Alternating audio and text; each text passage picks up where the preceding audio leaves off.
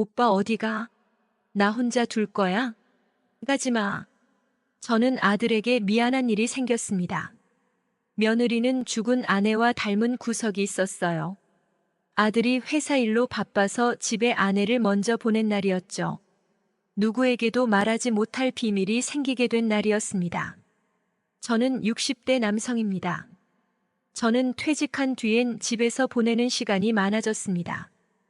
평생 회사를 다니던 사람이 집에만 있으려고 하니 몸이 근질근질 하더라고요.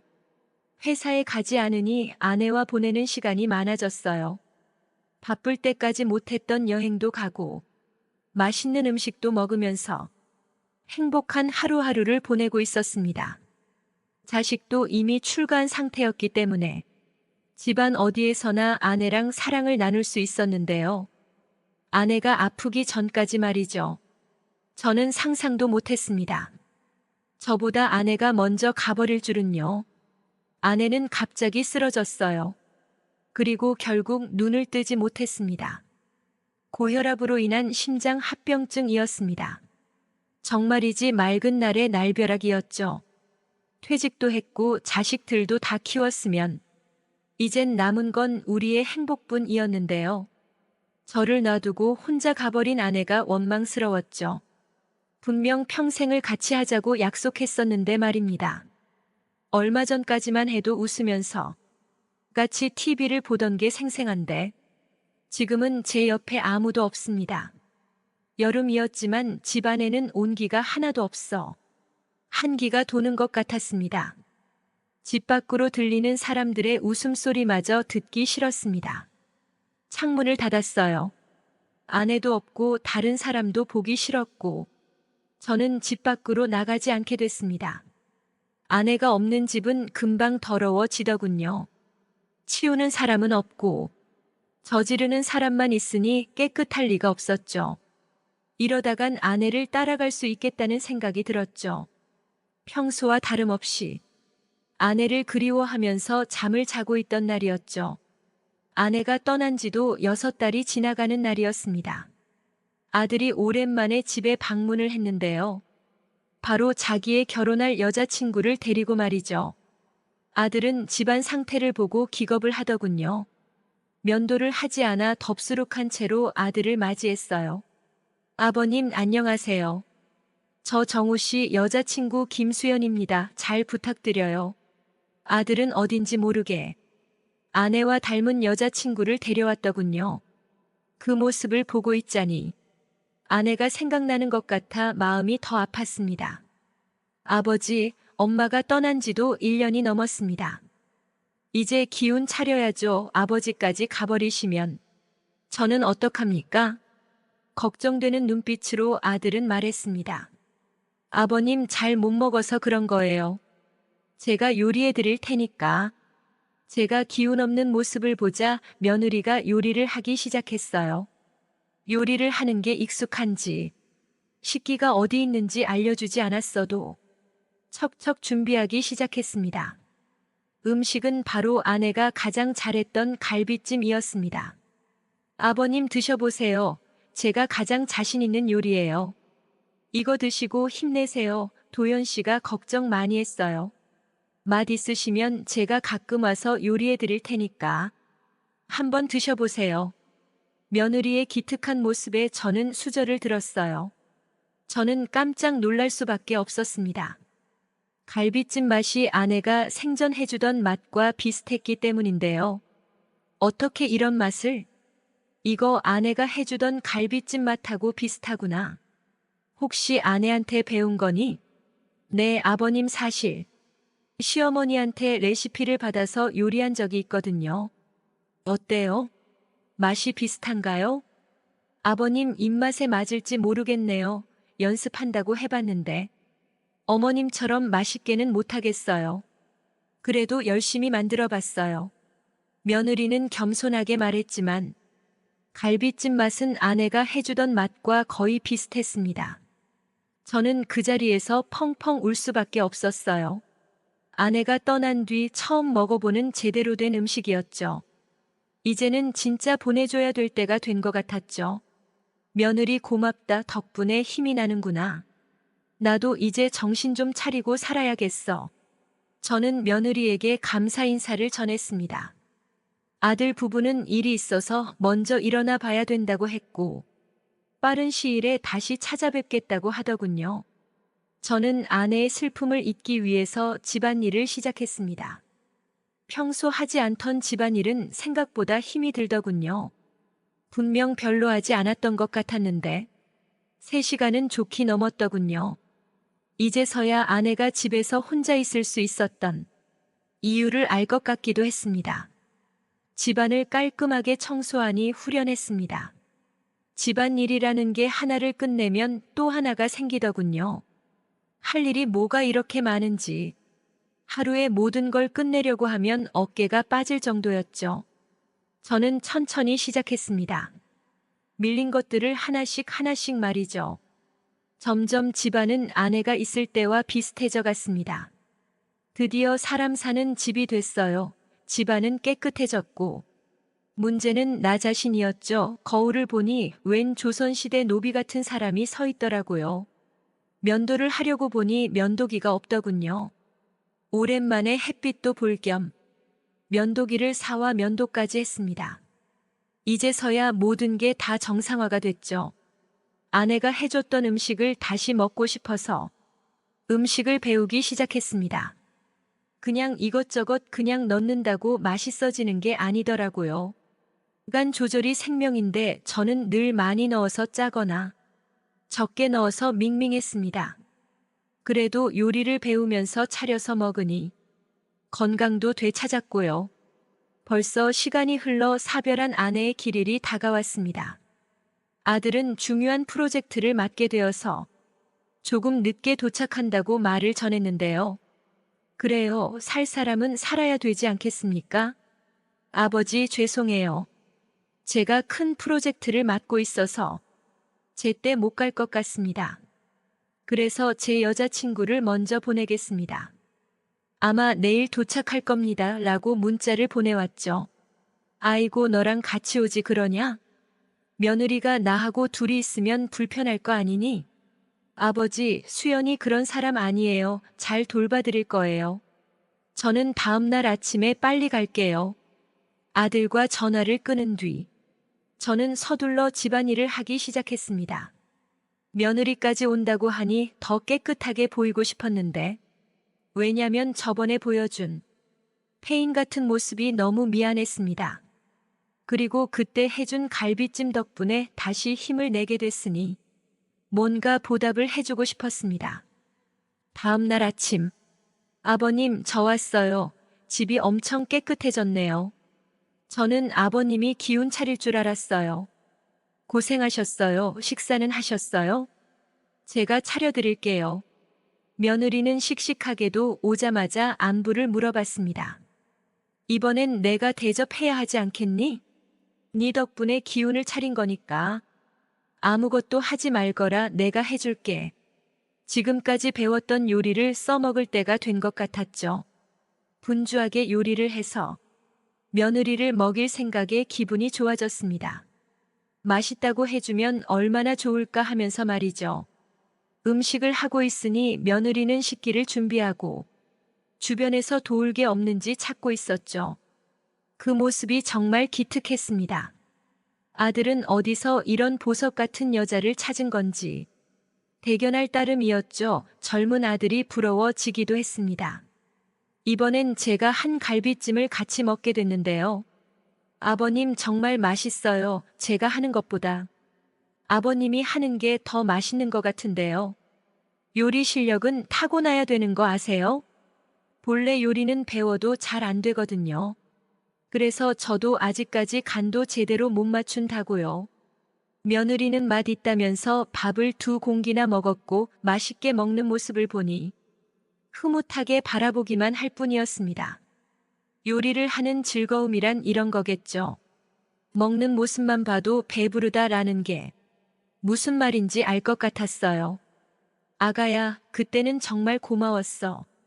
뭘요? 돌아가신 어머님도 아버님 잘 사는 걸 원했을 거예요. 그러니까 누구한테도 미안할 것도 없고 행복하게 사시면 돼요. 손주는 보셔야죠. 며느리는 초롱초롱한 눈빛으로 말했어요. 그 모습이 아내와 닮아 있었는데 저는 그걸 차마 말할 수는 없었습니다. 그저 눈을 뗄 수가 없었죠. 아버님, 저 그럼 먼저 씻고 올게요. 아침 일찍 나오는 바람에 씻지도 못하고 왔네요. 그이가 빨리 가야 된다면서 하도 닥달을 하는 바람이에요. 아버님이 도현 씨 좀 혼내주세요. 애교스러운 말투로 장난까지 치는 며느리였죠. 사랑스러운 모습이었습니다. 그러고 며느리는 씻으러 들어갔습니다. 저는 거실에서 TV를 틀었죠. 잠시 뒤에 화장실에서 물줄기 소리가 들렸습니다. 그러자 가슴이 뛰는 게 복잡 미묘한 감정이 들더군요. 아무리 아내와 닮았어도 이런 감정이 들다니. 아들의 여자한테 해서는 안 될 생각이었죠. 진정하려고 애써봐도 며느리가 샤워하는 모습이 그려졌습니다. 아내와 사별한 뒤 집안에만 있었기 때문에 유혹이 없었는데요. 그래서 오랜만에 느껴지는 여자 향기가 저를 미치게 만들었습니다. 아버님, 여기 수압이 좋네요. 맨날 여기서 씻고 싶어요. 역시 사람은 씻고 살아야 돼요. 아우 개운에 씻고 나온 며느리의 얼굴은 청초했습니다. 오히려 화장을 하지 않은 게 더 예뻐 보였죠. 너도 아침 일찍 온다고 피곤했을 텐데. 좀 쉬어야 하지 않겠니? 나는 오늘은 술 좀 먹고 자야겠구나. 아버님, 제가 같이 마셔드릴게요. 잘 못 마시긴 하지만 오늘 같은 날은 술 좀 먹어도 돼요. 맥주 2캔을 들고 같이 먹자는 신용을 하는 며느리였죠. 아침에 일찍 온 것도 모자라서 술 친구까지 해주려는 착한 며느리였습니다. 그렇게 우리는 술을 먹기 시작했죠. 며느리는 술이 잘 안 받는 체질인지 온몸이 빨개지기 시작했습니다. 그래도 저를 위해서인지 계속해서 홀짝거리고 있었죠. 며느라, 취했으면 안 먹어도 된다. 같이 있어준 것만으로 큰 위로가 됐어. 너한테는 정말 고맙다고밖에 할 말이 없구나. 오빠 고마워할 필요 없어. 며느리는 취했는지 점점 저를 남편으로 착각하고 있었죠. 정말 술이 약했습니다. 취한 모습이 귀엽더군요. 올라오는 본능을 접어둔 채 며느리를 침대에 눕혔습니다. 그리고 나가려고 하자. 오빠 어디가? 나 혼자 둘 거야. 가지마. 며느리는 계속 가지 말라고 저를 붙잡았어요. 며느리와 저는 결국 관계를 나누게 됐습니다. 다음 날 아침 아들이 도착했고 같이 밥을 먹었습니다. 며느리는 어제 있었던 일을 기억을 하는지 못하는 건지 평소와 똑같았는데 아들은 제가 정상으로 돌아와 기쁜 듯 보였습니다. 아들 부부는 밥을 먹고 돌아갔습니다. 다시 혼자 집에 남게 됐죠. 사람을 보지 않을 때는 몰랐는데 누군가를 만나고 혼자가 되었으니 더 외로운 감정이 커졌습니다. 오랜만에 서랍에서 아내의 사진을 꺼내봤습니다. 늘 웃고 있는 모습, 그리고 며느리를 떠올렸죠. 저는 궁금했습니다. 진짜 그날 술에 취해 기억이 없는 것일까 하고요. 다시 연락을 할까 해봤지만 아들을 위해서 꾹 참았습니다. 나는 이미 저무는 나이고 아들은 한창 나이이니 며느리가 나한테 관심 가질 이유가 하나도 없었으니까요. 그렇게 무료한 날을 보내고 있었죠. 초인종 소리가 들렸습니다. 반찬을 들고 온 며느리가 모니터로 보였죠. 전화도 없이 무슨 일이니? 도현이한테는 아무 연락 받은 게 없는데. 아버님, 저번에 먹고 싶다고 하셨던 반찬 준비해 왔어요. 같이 먹어요. 며느리는 제가 저번에 지나가면서 좋아한다고 말했던 반찬을 싸들고 온 거였죠. 이렇게까지 안 해도 되는데 도연이는 알고 있니? 아니요, 제가 그냥 해서 온 거예요. 아버님 챙기는 거 알면 그이도 좋아할 거예요. 아들은 모르는 눈치였습니다. 며느리는 혼자서 준비해 온 거였죠. 어서 제가 한 반찬 드셔보세요. 이번엔 맛있을 거예요. 며느리와 밥을 먹기 시작했습니다. 정말이지 맛있더군요. 내가 하면 이런 맛이 안 나는데 어떻게 한 거니? 며느리는 웃으면서 말했습니다. 사실 맛있게 하려면 미원이죠. 아버님한테 비밀로 하려 했는데 궁금해 하시니까 말씀드리는 거예요. 미원을 넣으면 깊은 맛이 나요. 저번에 아버님이 맛있게 먹는 모습을 보니 더 대접해드리고 싶었어요. 그래서 맛있게 하려다가 그만 오늘 너무 많이 넣은 거 있죠? 며느라 마음만이라도 고맙구나. 마침 혼자 있는 게 적적하던 참이었는데 아들은 정말 복이 많은 것 같구나. 너 같은 여자를 만나다니 그때는 말 못했는데 너는 우리 아내와 닮았단다. 너를 보고 있자니 아내 생각이 나는 것 같아 마음이 아프구나. 저는 밥을 먹다 말고 눈물이 흘렀습니다. 감정이 주체가 안 됐어요. 며느리는 슬며시 제 옆자리에 앉았습니다. 아버님, 제가 위로해 드릴게요. 울지 마세요. 제 턱을 들어올리면서 말했어요. 그리고는 포옹을 했습니다. 저는 멈출 수가 없었습니다. 우리는 그렇게 식탁에서 거사를 치르게 되었어요. 며느리야, 미안하다. 내가 주체하지 못해서 너한테 피해만 입혔구나. 넌 나한테 잘해주려던 거 안다. 다시는 집에 찾아오지 말거라. 아버님, 제가 원해서 한 건데요. 사실 저번에 술을 마셨을 때도 제가 원해서 아버지한테 꼬리친 거였어요. 아버님은 아무 잘못도 없어요.